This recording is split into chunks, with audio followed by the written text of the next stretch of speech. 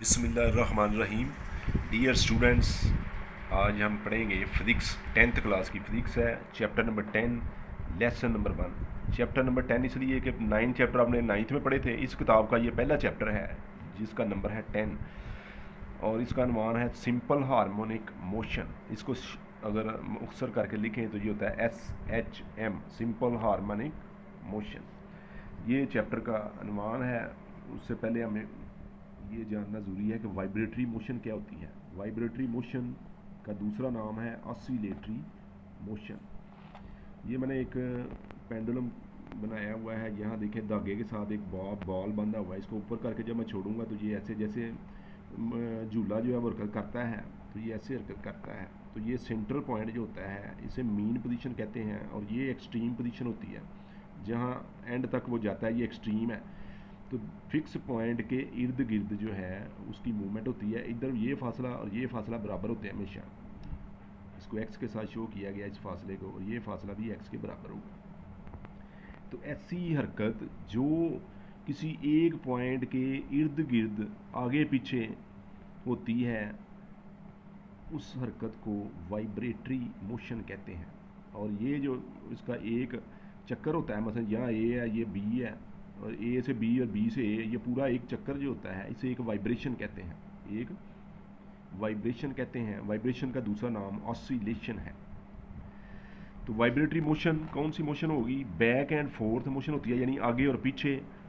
इसका दूसरा नाम होता है टू एंड फ्रो, आगे पीछे जो मूवमेंट है अबाउट अ पॉइंट, एक पॉइंट के गिर्द आगे पीछे जो हरकत होती है इस हरकत को वाइब्रेटरी मोशन कहते हैं। सिंपल पेंडुलम की मिसाल है, जैसे सिंपल पेंडुलम होता है, स्विंग झूला है, पंगूड़ा है बच्चे का, ये सारे एक ही पॉइंट के गिर्द आगे पीछे हरकत करते। दूसरी तरफ है सिंपल हार्मोनिक मोशन, इसको SHM कहते हैं। सिंपल हार्मोनिक मोशन क्या होती है? ये एक ऐसी वाइब्रेटरी मोशन की एक किस्म है। ऐसी वाइब्रेटरी मोशन जिसमें एक्सलेशन जो होता है ये डायरेक्टली प्रोपोर्शनल होता है डिस्प्लेसमेंट के। डिस्प्लेसमेंट क्या था? ये मीन पोजीशन से ये जो फासला होता है इसे डिस्प्लेसमेंट कहते हैं। अगर सीधी हरकत है, ये मीन पोजीशन है, यहाँ से ये और ये दो एक्सट्रीम पोजीशन है, ये दरमियानी फासला x है, ये भी x है, ये डिस्प्लेसमेंट है।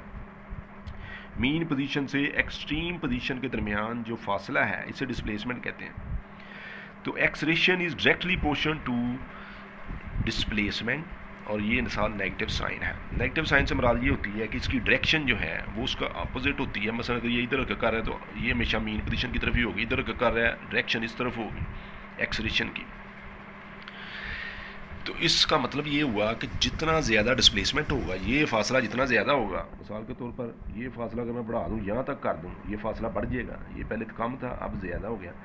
एक मकदार को ज़्यादा करने से दूसरी मकदार भी ज़्यादा हो जाएगी। डायरेक्टली पोर्शन का ये मतलब होता है, जितना ये डिस्प्लेसमेंट ज़्यादा होगा एक्सलेशन भी ज़्यादा होगा, और जितना डिस्प्लेसमेंट कम होगा एक्सलेशन भी कम होगा। तो ऐसी वाइब्रेटरी मोशन जिसमें जो एक्सलेशन होता है वो डायरेक्टली पोर्शन है डिस्प्लेसमेंट के, यानी डिस्प्लेसमेंट के ज़्यादा होने से एक्सलेशन भी ज़्यादा हो जाता है और कम होने से कम हो जाता है। और नेगेटिव साइन का मतलब ये है कि उसकी डायरेक्शन हमेशा मीन पोजीशन की तरफ से होती है। मैं यहाँ से छोड़ूंगा फिर वो इधर आ जाएगा। तो ये चूँकि हम जो फोर्स लगा के इस बॉडी को इधर तक लेकर जाते हैं, वो फोर्स फिर दोबारा उसको वापस लेकर आती है। इस फोर्स को रीस्टोरिंग फोर्स कहते हैं। रीस्टोरिंग फोर्स का मतलब है ऐसी फोर्स जो रीस्टोर उसकी पोजीशन को बहाल करती है, पहली पोजीशन पर वापस लेकर जाती है, उसको रीस्टोरिंग फोर्स कहते हैं। वो जैसे ही बॉल इधर आता है फिर वो फोर्स इसको वापस लेकर जाती है, यहाँ से फिर वो इधर आता है, इधर से फिर वो वापस ले जाती है। तो ये रीस्टोरिंग फोर्स होती है। स्प्रिंग की मिसाल अगर आप ले रहे हैं, स्प्रिंग से ये मैं ऐसे बता हुआ था, मैं खींच कर यहाँ से ऐसे छोड़ दिया तो वो दो पॉइंट के गिर्द, ये सेंट्रल पॉइंट है, ये बी, दो पॉइंट के गिर्द वर्क करता है। ये एक्स है, ये एक्स है, यानी इतना डिस्प्लेसमेंट इधर है, इतना डिस्प्लेसमेंट। ये वाइब्रेटरी मोशन है। और ये फोर्स जो स्प्रिंग को वापस लेकर जाती है ये रीस्टोरिंग फोर्स होती है, जो उसको वापस अपनी असल हालत में लेकर जाती है। तो सिंपल हार्मोनिक मोशन के लिए दो शराइत होना ज़रूरी है। एक तो एक्सलेशन जो है डायरेक्टली पोजीशन हो डिस्प्लेसमेंट के, और उसकी डायरेक्शन जो है वो मीन पोजीशन की तरफ हो। और दूसरी शर्त ये है कि जो फोर्स है वो भी डायरेक्टली पोजीशन है डिस्प्लेसमेंट के, यानी जितनी फोर्स ज़्यादा लगाएंगे हम उतना डिस्प्लेसमेंट ज़्यादा होगा, जितनी फोर्स कम लगाएंगे बॉल उतना कम इधर आएगा, या इसको मैं जितना ज़्यादा खींचूंगा, जितनी फोर्स ज़्यादा लगाऊंगा डिस्प्लेसमेंट उतना ज़्यादा हो जाएगा। और रीस्टोरिंग फोर्स है बेसिकली ये वाली। और रीस्टोरिंग फोर्स की डायरेक्शन उसके अपोजिट होती है, यानी मीन पोजीशन की तरफ होती है। नेगेटिव साइन इसके साथ भी लगाया गया, F directly position to negative S। यानी कि जो फोर्स हम लगाते हैं, जितनी ज़्यादा फोर्स लगाएंगे डिस्प्लेसमेंट भी उतना ज़्यादा होगा और रीस्टोरिंग फोर्स की डायरेक्शन हमेशा मीन पोजीशन की तरफ होगी। ठीक है जी। तो सिंपल हार्मोनिक मोशन, ये जो दो शराइत में लिखी हैं, इसकी दो डेफिनेशन इससे बन सकती हैं। मिसाल के तौर पर पहली डेफिनेशन, इसको मैं इंग्लिश में तर्जुमा करूँगा तो ये डेफिनेशन बन जाएगी, उर्दू मीडियम के बच्चे भी यही डेफिनेशन है। तो मिसाल के तौर पर वो कहता है कि एक्सरेशन ऐसी वाइब्रेटरी मोशन जिसमें एक्सरेशन जो है वो डिस्प्लेसमेंट के डायरेक्टली पोर्शन हो और उसकी डायरेक्शन जो है वो मीन पोजीशन की तरफ हो, तो ऐसी मोशन को सिंपल हार्मोनिक मोशन कहते हैं। इसी से मैंने डेफिनेशन बना ली। इसी तरह दूसरी डेफिनेशन ये होगी कि ऐसी वाइब्रेटरी मोशन जिसमें फोर्स जो होती है वो डायरेक्टली पोर्शन होती है डिस्प्लेसमेंट के और उसकी डायरेक्शन जो है रिस्टोरिंग फोर्स की हमेशा मीन पोजीशन की तरफ होती है। यहाँ एक्सलेशन का जिक्र है, यहाँ फोर्स का जिक्र है। तो ये दो डेफिनेशन हैं सिंपल हार्मोनिक मोशन की। अब आइए जी, सिंपल हार्मोनिक मोशन के लिए किन शराइत का होना ज़रूरी है। पहली शर्त तो वही है जो हमने कहा कि एक्सलेशन डायरेक्टली पोर्शन और डिस्प्लेसमेंट के, कि वो डिस्प्लेसमेंट जितना ज़्यादा डिस्प्लेसमेंट होगा एक्सलेशन भी उतना ज़्यादा होगा। दूसरी ये है कि वो नेगेटिव एक्स है, यानी उसकी डायरेक्शन मीन पोजीशन की तरफ है। डायरेक्शन का जिक्र है यहाँ पर, डायरेक्शन का जिक्र है यहाँ डिस्प्लेसमेंट का। और तीसरी कंडीशन शर्त यह है कि जो सिस्टम है वो फ्रिक्शन लेस हो, उसमें जो है वो कोई रुकावट नहीं होनी चाहिए, उसको हरकत करते हुए आगे पीछे जाने के लिए कोई फ्रिक्शन नहीं बननी चाहिए, रगड़ की कुव्वत नहीं होनी चाहिए, कोई रुकावट की कुव्वत नहीं होनी चाहिए। The vibratory body must have inertia and restoring force, और जो बॉडी वाइब्रेशन कर रही है उसमें एक तो रिस्टोरिंग फोर्स होनी चाहिए, दूसरा इनर्शिया होना चाहिए। इनर्शिया एक ऐसी खसूसियत है, ये आप पीछे पढ़ चुके हैं, कि जो बॉडी को उसकी असल हालत में बरकरार रखने की कोशिश करती है। मिसाल के तौर पर देखें, ये बॉडी यहाँ ए से ओ की तरफ आई है, यहाँ रुकेगी नहीं, आगे चली जाएगी, क्योंकि वो नर्शिया जो है वो उसको अपनी पोजीशन बरकरार रखने ले जाता है। वो रिस्टोरिंग फोर्स यहाँ तक आती है, ये इसको फिर वो नर्शिया के जरिए ऊपर चला जाता है, यहाँ से वापस आता है, नर्शिया के जरिए वो ऊपर चला जाता है। इसी तरह स्प्रिंग को जब खींचेंगे, स्प्रिंग वापस आएगा, यहाँ नहीं रुकेगा बल्कि आगे चला जाएगा। ये फोर्स जो उसको आगे लेकर जाती है ये रिस्टोरिंग फोर्स है। और ये जो क्वालिटी है जो उसको अपनी पोजीशन बरकरार रखने की कोशिश करता है, ये नर्शिया होता है। तो बॉडी के अंदर जो है वो नर्शिया भी होना चाहिए और रिस्टोरिंग फोर्स भी होनी चाहिए। ये चार तो इसकी शराइत थी। अब आ जाते हैं इसके करैक्टरिस्टिक्स कौन कौन से चार, वो भी तकरीबन इससे मिलते जुलते ही हैं। कि body vibrates about a fix position, पहला शर्त ये है कि वो एक फिक्स पोजीशन के गिर्द उसको करना चाहिए, आगे पीछे, इधर से इधर, इधर से इधर। और दूसरी ये है कि उसकी जो एक्सलेशन की डायरेक्शन है वो मीन पोजीशन की तरफ होगी, ये सेंटर की तरफ होगी। और तीसरी जो है उसकी खसूसियत ये है कि एक्सलेशन जो है डायरेक्टली पोर्शन है एक्स के, और माइनस साइन शो कर रहा है कि वो, और मीन पोजीशन पर जब पहुंचेगा तो एक्सलेशन की वैल्यू 0 हो जाएगी और ए जो है वो एक्सट्रीम पोजीशन पर जाकर मैक्सिमम होगा। यानी जब यहाँ बॉडी होगी इस पोजीशन पे उस वक्त ए मैक्सिमम होगा, और इस पोजीशन पे जब बॉडी होगी तो उस वक्त ए जो है वो 0 हो जाएगा, क्योंकि ये डायरेक्टली पोर्शन एक्स के है, यहाँ एक्स 0 हो जाता है। एक्स फासला, ये फासला था ना, ये फासला यहाँ 0 हो गया तो फिर ये एक्सलेशन भी 0 हो गया। और यहाँ फासला मैक्सिमम है तो एक्सलेशन भी मैक्सिमम होगा, क्योंकि उसके बढ़ने से उसने बढ़ना था। और चौथा पॉइंट है V maximum at mean position. Mean position पर वी जो है ये इसकी स्पीड जो है वो सबसे ज़्यादा होती है और मैक्सिमम होती है। और एक्सट्रीम पोजीशन पे वो जाकर बॉडी जो एक दफ़ा रुक जाती है तो उसकी स्पीड 0 हो जाती है। उसका उलट है, जहाँ एक्सलेशन मैक्सिमम होगा वहाँ स्पीड 0 होगी, जहाँ एक्सलेशन 0 होगा वहाँ स्पीड मैक्सिमम होगी। इसके बारे में आगे भी जब एग्जाम्पल करेंगे तो वहाँ एक्सप्लेन करेंगे। अब ये चार डेफिनेशन जो हैं जिनके बारे में आपको पता होना चाहिए, शॉर्ट क्वेश्चन में अक्सर पूछी जाती हैं। वाइब्रेशन क्या है? वाइब्रेशन एक मुकम्मल राउंड ट्रिप है, जहाँ से बॉडी शुरू हो रही है, यहाँ से शुरू हुई है फ़र्ज़ किया, वो यहाँ जाती है फिर यहाँ वापस आ जाती है। ये एक मुकम्मल चक्कर जो होता है इस मीन पोजीशन के गिर्द, इसको वाइब्रेशन कहते हैं।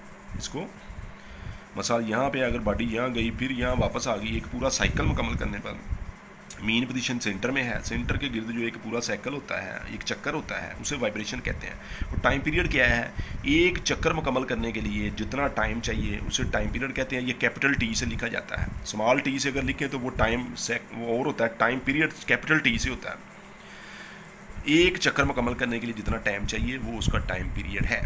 अब आगे फ्रीक्वेंसी स्मॉल एफ से ज़ाहिर किया जाता है। फ्रीक्वेंसी क्या है कि एक सेकंड में जितने चक्कर वो लगाएगा, फ़र्ज़ किया वो 2 चक्कर लगाता है, 3 लगाता है, 4 लगाता है, एक सेकंड में जितने चक्कर लगाएगा उसको उसकी फ्रीक्वेंसी कहेंगे। यानी जितने वाइब्रेशन मुकम्मल होंगे एक सेकंड में, इसे कहते हैं साइकिल पर सेकंड। इसका यूनिट होता है साइकिल यानी चक्कर, वाइब्रेशन पर सेकंड एक सेकंड में, और इस दोनों को मिला के इसका यूनिट बनता है हर्ट्ज़।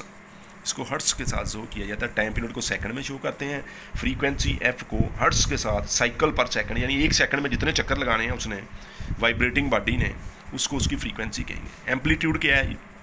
इसको ए से ज़ाहिर किया जाता है, बाज़ जगहों पे ये एक्स से भी ज़ाहिर किया जाता है एम्पलीट्यूड। तो maximum displacement from either side of the mean position से जो मैक्सिमम डिस्प्लेसमेंट है, चाहे इस तरफ हो चाहे इस तरफ हो, दोनों तरफ जो मैक्सिमम वो एक जैसा ही होगा। ये फासला और ये फासला बराबर हैं। ये जो डिस्प्लेसमेंट जिसका हम जिक्र कर रहे थे, मीन पोजीशन से जो मैक्सिमम डिस्प्लेसमेंट होता है, इसे का दूसरा नाम एम्पलीट्यूड है। एम्पलीट्यूड डिस्प्लेसमेंट ही है, ये मैक्सिमम डिस्प्लेसमेंट है from either side of the mean position से, या इस साइड पे या इस साइड पे जो मैक्सिमम डिस्टेंस होता है, जिसको हम इधर एक्स से शो कर रहे हैं, ये एम्पलीट्यूड है। अब अगर वेव की मोशन को देखें, यहाँ वेव है, फ़र्ज़ किया ये ऐसे मूव कर रही है, तो ये मीन पोजीशन है, ये इधर भी गया है, ये इधर भी गया है, ये एक्स है, ये भी एक्स है, ये एम्पलीट्यूड होगा। ये क्या होगा जी? ये वाला फासला जो है इसको एम्पलीट्यूड कहते हैं। एम्पलीट्यूड यानी मैक्सिमम डिस्प्लेसमेंट मीन पोजीशन से ऊपर नीचे आगे पीछे जो मैक्सिमम डिस्प्लेसमेंट होता है, चाहे वो स्प्रिंग की शक्ल में ऐसे है, पेंडुलम की शक्ल में ऐसे है, वेव की शक्ल में ऐसे हो, ये एम्पलीट्यूड कहलाते हैं। अभी मैं आपको बुक दिखाऊंगा कि आज आपने कौन सा सबक कितना याद करना। अच्छा जी, ये आपकी किताब है 10वीं क्लास की, इसमें पेज नंबर 5 के ऊपर डेफिनेशन पहले आ रही है सिंपल हार्मोनिक मोशन की। ये ब्लू के अंदर जो बॉक्स में दी गई है, पहले ये याद करनी है आपने। फिर ये निशान लगा हुआ दूसरी डेफिनेशन, पहली डेफिनेशन फोर्स के हिसाब से है, दूसरी एक्सेलरेशन के हिसाब से, जैसे मैंने समझाया था। फिर उसके बाद आई था इंपॉर्टेंट फीचर्स ऑफ SHM 1 2 3, और ये नेक्स्ट पेज पे अगर हम जाएंगे तो ये चौथी कंडीशन होगी। 4 इसकी जो है वो फीचर्स हैं, खसूसियात हैं। उसके बाद ये डेफिनेशन है जो मैंने अभी आपको कराई है, vibration, time period, frequency, amplitude. यहाँ तक आज का आपका काम है। इस सारे काम के साथ आपने पेज नंबर 1 पे, यहाँ पेज नंबर 2 के ऊपर ये वाइब्रेटरी मोशन की डेफिनेशन का निशान मैंने लगाया हुआ, यहाँ तक ये आज का आपका काम है।